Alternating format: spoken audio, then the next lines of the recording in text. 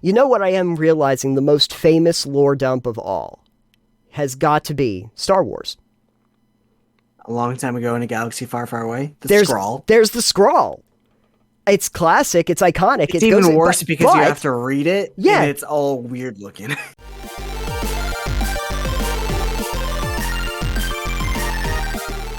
We're so deep that we're going to do a lore dump now.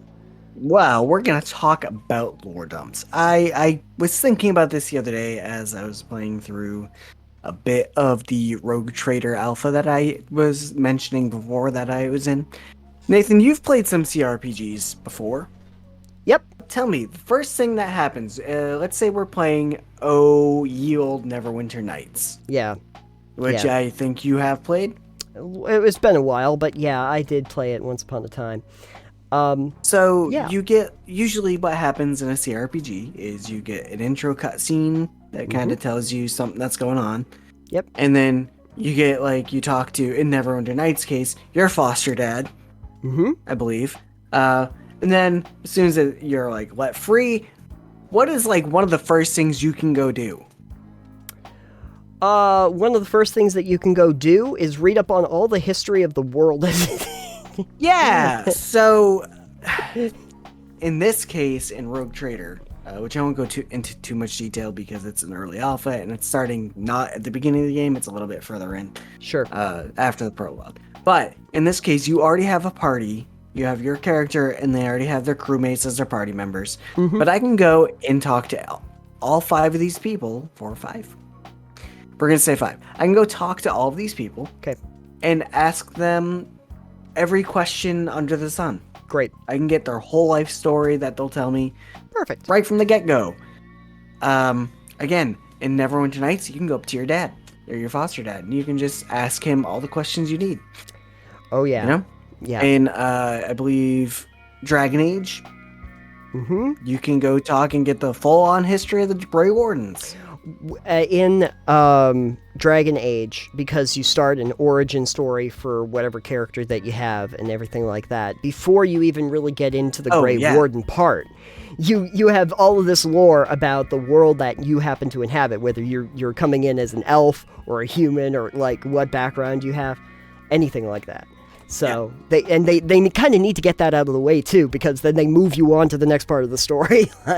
Yeah, and see, it's not so much that I don't like that they give you all this lore that is necessary for world immersion. It's that I think it really ruins the pacing of a game. Yeah. Right out of the gate. Right. I think it also keeps people from wanting to uncover the mystery of the world as they're experiencing it. So, like, in a lot of cases, it's like, okay, well, I've done this. Oh, I have the option to talk to this person, and I can ask them 20 questions, literally. And that's a lot of reading I now have to do because they're not usually fully voice lined. Right. Sometimes they're partially, sometimes they're not at all. But, like, I've just sat here for 20 minutes talking to this person. Great. That just ate up a lot of my time. You know? And it's so lore dumps. Pacing destroyers. Yeah, so I wanted to talk about this because I think there should be a better way that games do this out the get-go. Yes. And it doesn't have to be like a cinematic. It could be voice lines. It could be audio logs if you're doing those. Sure. Or like, it could be anything aside from just going, hey, I just started this game. Hey, who are you? Can you tell me your whole story? And it's like, okay, well, if your character has known them, for years beforehand, perhaps, then why would you be asking them about who the hell they are, for instance? Right. Like, I understand the player needs to understand who they are, but the character probably doesn't need a refresher. Right. So maybe one way that this could happen is games tend to have glossaries in these cases, or encyclopedias. I know, like, The Witcher, for instance, has your glossary of all your monsters, your bestiary, and also your NPCs and characters you've met. And it tells you their backstory as much as your character would know and has learned about them from where you are currently, and then it adds to it as you learn about them. Right. So maybe something like this might work to do that. Where, okay, well, if I would like to know more about these characters, this place, or this thing, aside from just asking people to get a lore dump right here, maybe when I'm curious, like maybe I've interacted with this party member for a while now and I'm wondering more about them. Sure. It's like, all right, well, I can now ask them these questions, or I can go read up about who they are that my character would have already known. Okay. Because it's really strange to me that, like, say you just meet an Owlcat's done this, I think, in Pathfinder Kingmaker and the other one, Wrath of the Righteous, where you've played a bit of Kingmaker. You get a party member. Yep. And you go, hey, nice to meet you. Welcome to the party. Cool. Can I ask you your life story now? Like, let me just ask you all the questions right now. Let me find out who you are, why you're here, and pretty much, who your second cousin once removed was, and why that's important to the story, if anything. Yeah. I would just like it if there was a more organic way of doing that in a game than the way that it typically happens. I think one of the easiest ways to do that is that you have to make it contextual to the actual gameplay itself. Right. When we actually get into a situation, this might have something to do with background that you didn't previously know. Right. And I actually made a comment about that to Graveyard the other day because I was talking about this before. I was like, oh, we should just talk about this on the show. I was like, maybe there's a situation that this character has relevant information about. For instance, I've been in a situation like this before back, years ago, XYZ, and then you get a bit of exposition about something from their past that tells you about them as a person. Right. One of the examples I was mentioning to you, but when you said you wanted to do this, was about a movie that you might have heard of it, which called Tangled. I think I've seen it once, maybe. You might have seen it. So anyway, I think it was CJ the X that actually did a whole thing about why they skipped the first 5 minutes of Tangled, and it makes the movie infinitely better because if you actually watch the movie, in the first 5 minutes they basically tell you the entire story of Rapunzel. Rapunzel was a princess and then got taken away from the parents and stolen away by Mother Gothel, so we got to hide the child away and all of that, and eventually into a tower, and that's where we're at right now. However, if you take out that first 5 minutes and you start the story where Rapunzel is just in the tower with that hair and everything, and then you see right after that Mother Gothel brushes the hair so that she can stay young, and then the rest of the story is I always want to wait for the lights to go up, but I never really understood why it was that important. Eventually Flynn Rider comes in, rescues, they find out that it's to, hopefully on the date of her birth, bring Rapunzel back to the kingdom. Rapunzel starts to realize, she's the lost princess the entire time, and then the story kind of resolves itself from there, and Mother Gothel and the magic of the hair and all of that stuff. That all gets revealed in the story apart from the first 5 minutes of the story. Yeah, so there's really no reason to have an exposition up front that tells you the entire story. No. If they're going to do things that organically tell you, let you know this information. You've seen some Doctor Who. Yep. You remember from 9? That whole season with David Eccleston? Okay, yes. Remember how the entire season there were teeny little plot hooks here and there that didn't really make any sense until the last couple episodes? Yeah, exactly. Yeah, I love that because when you're watching that, I was explaining this again to Graveyard the other day. I was like, there's this one thing that they do in each season that ties together the entire season into one plot thread, and you never find out what it is because it's obscure. Yes. Yeah. Until the end of it. It's like Bad Wolf. You see it throughout it, and even the character comments on it, but it doesn't mean anything to you. Yeah. Then at the end, that was the one of the other ones. Yeah.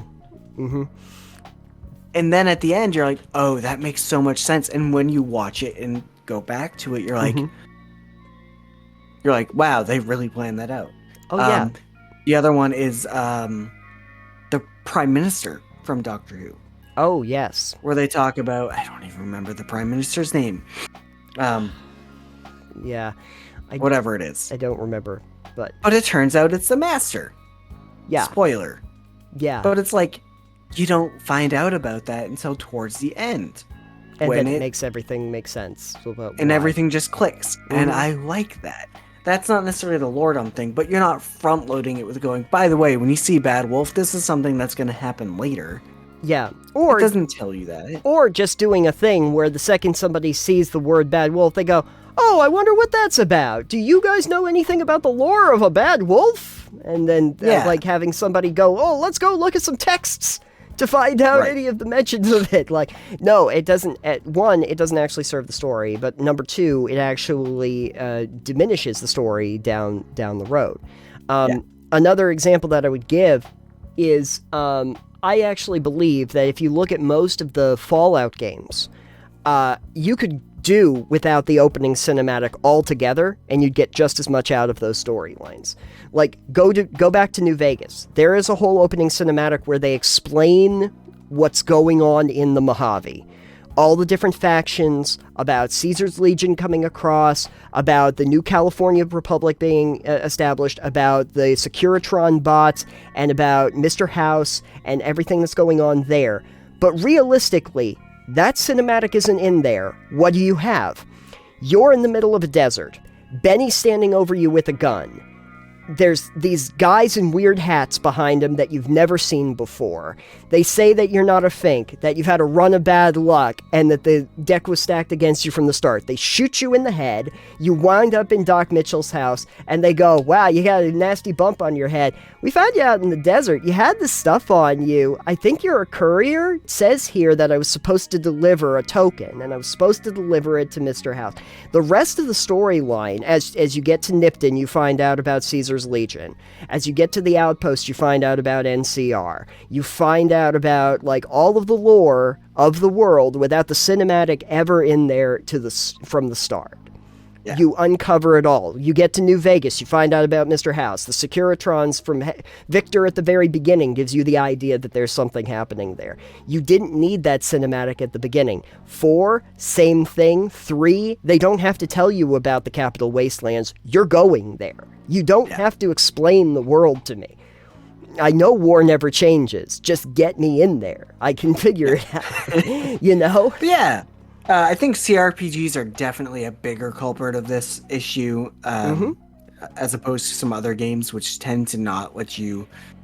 I mean, BioWare, we're going to consider those as CRPGs, even though Mass Effect is more of an action game. You can sit there and talk to a character for half an hour. You know? Right. It's almost as if they don't trust you to follow along in the story. Right, but that's your problem, not theirs. Right, but it's one of those things where you see it in movies a lot, where they'll just start to explain everything to you as if the people watching the movie aren't really intelligent enough to understand how this interconnectedness goes as they introduce elements along the line. Right, and I get that these games put a lot of effort into the writing and the storytelling that they want to do with these characters and whatnot. But I mean, you don't have to go that hard from the beginning. Right. Let me work with this character a little bit, and then let them come to me with something that they want to talk about. Yeah. You know, if I'm supposed to be in charge, maybe they've got a concern and they want me to address it, you know? Or like, maybe something happens, I don't want to check on them, and then we have a discussion that becomes organic. Yeah. That makes more sense. Like, characters in D&D. We talk about D&D fairly often. It's like, you guys don't start your session with your party comes together and it's not a sit down and, hey, let's go over your whole life story. No, it's enough to understand, like, why we're here and what we're doing. And generally you do the party with the assumption that you've probably known each other for a little while. Right. And when you meet an NPC, you don't need to learn every single thing about that NPC, because either you're not going to meet them again and it doesn't matter, or you're going to meet them multiple times and find out more about them over the course of that. Right. So, you wouldn't go up to a shopkeeper and be like, hey, how are you doing? My name is Phil. Who are you? How long have you owned your business? Why did you set up shop here? Why do you have this product? Who do you get your things from? You wouldn't ask them 50 questions. They'd be like, get the fuck out of my store. Yeah, exactly. I got stuff to do. Are you going to buy something? Yeah. Or am I going to have to kick you out? It's inorganic. And in a storyline, you don't want to have that. You know what I am realizing? The most famous lore dump of all has got to be Star Wars. A long time ago in a galaxy far, far away. Scrawl. There's the Scrawl. It's classic. It's iconic. It's even worse because you have to read it. Yeah, and it's all weird looking. It's weird looking. It's the Scrawl. But honestly, I want you to go back and think about this, Alex. Every Star Wars movie you've watched, if the Scrawl wasn't there, I don't think I'd notice. It wouldn't really affect the storyline, would it? No. Because giving you this whole history of what the galaxy is at the beginning of New Hope doesn't change the fact that, everything that happens in New Hope makes sense to the storyline. The crawl doesn't have to tell you about Darth Vader. The characters will tell you about Darth Vader. Yeah. In the course of the story when it becomes relevant. It's pretty upfront with Darth Vader. Oh, yeah. New Hope starts with the assault on the ship. Yes. Yeah. It's like, okay, this is a bad guy. Especially in New Hope, where it goes straight into the storytelling, like, here's a bit of action and this thing, and then it goes right into Luke getting the droids and all that, and it doesn't take long. Even the new movies, like when they did the sequel trilogy, it's like them explaining that here's the First Order out of the remnants of the thing. It's like, well, they introduced the First Order when it becomes relevant to the story in the storyline. I don't need you to tell me about these new characters because I'm going to see them in just a minute. It's right around the corner. You don't have to tell me everything about this. There can be an addendum. There could be stuff in the margins of saying, if you would like more information about the First Order, turn to page 3. This is something that I see in a lot of action games. Actually, I think Half-Life did this quite a bit, which was, you're always in the action. Mm-hmm. And if there's storyline, you're still in the action while any of that storyline is going on. It's not a separate thing, You can tell that even by people talking in your ear. It doesn't have to be like in Metal Gear where you have to stop and watch the intercom of the two people talking the entire time. I would prefer maybe a Halo.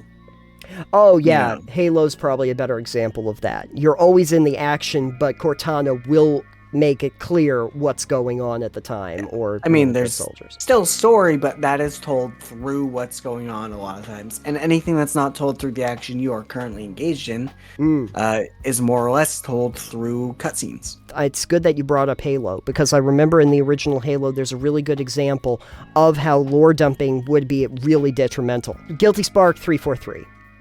Sure. Okay, so you're going down into this facility. There's really very little talking. In fact, I think your comms cut out because you're too far underground, so no one's really talking to you.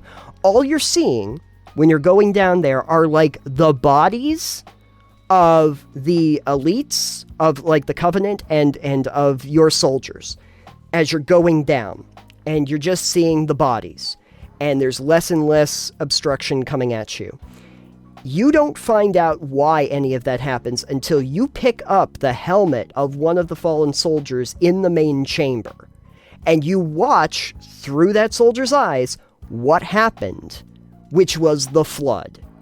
Yes. And as soon as those bugs come in, you realize that you are now in that chamber where the flood was, the parasites, and now you have to get out of there. But they've told all of the environmental storytelling with no real dialogue to speak of that you had to pick up on that something was very, very wrong. You just could not place what it was. But they did that in the action while you're going through.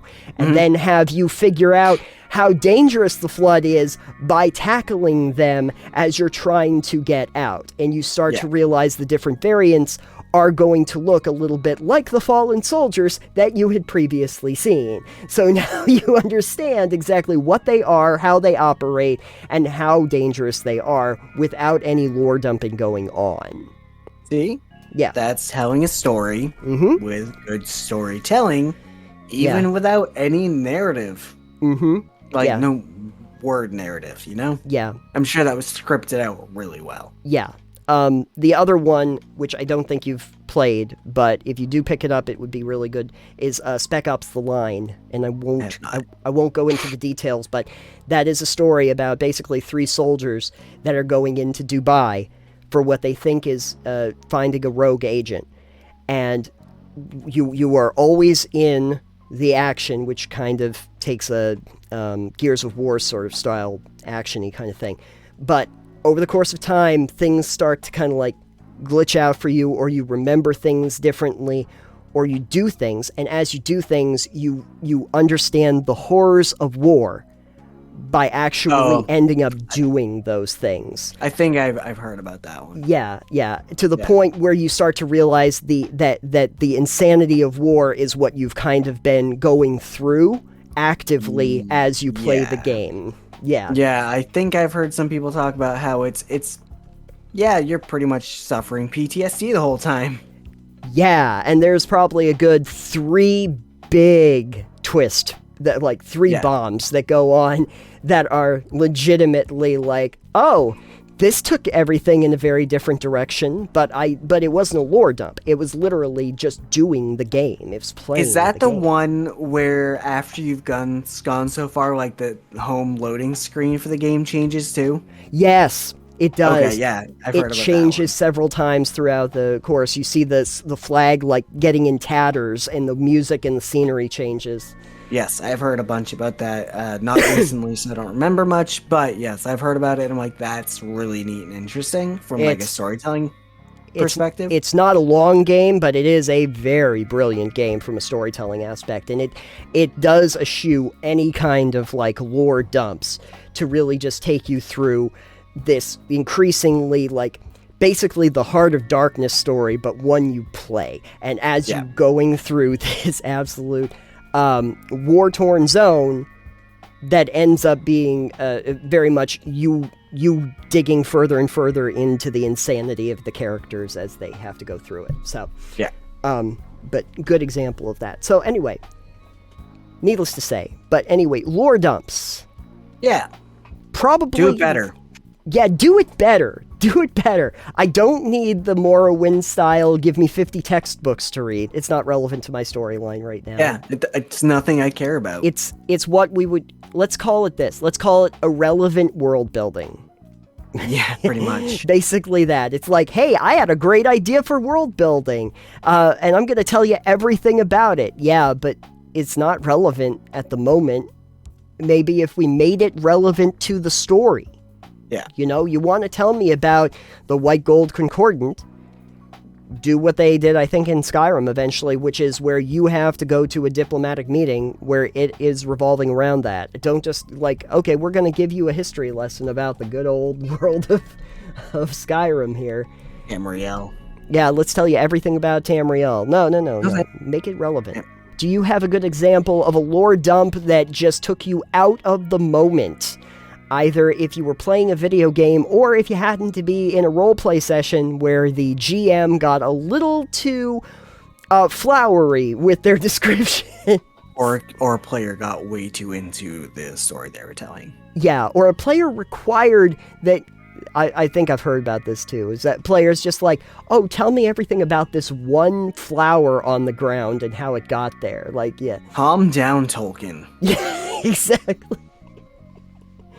There's a reason why the ant pages of Lord of the Rings did not make it into the Peter Jackson movies. Yes, because that is exactly where I stopped reading the books. Yeah, we can't. I was like, how many pages ants. are these ants? 11 pages? And I was like, this book is going on the shelf. So it's 11 pages of ants. It took me right out. Honestly, that is the point I got up to trying to read The Lord of the Rings. Yes. Yeah. And I've never tried again because I've come to realize that Tolkien is dry. Yes, very. Very. But the movies are good, so it's fine. Tolkien's incredibly dry now. No, I think he's probably a little wet. Got a little bit excited in the grave. Anyways. Do you have an example of a lore dump that we've forgotten on here? And how would you improve lore dumping in the future so that it's not such a dumpster fire? See what I did there? No.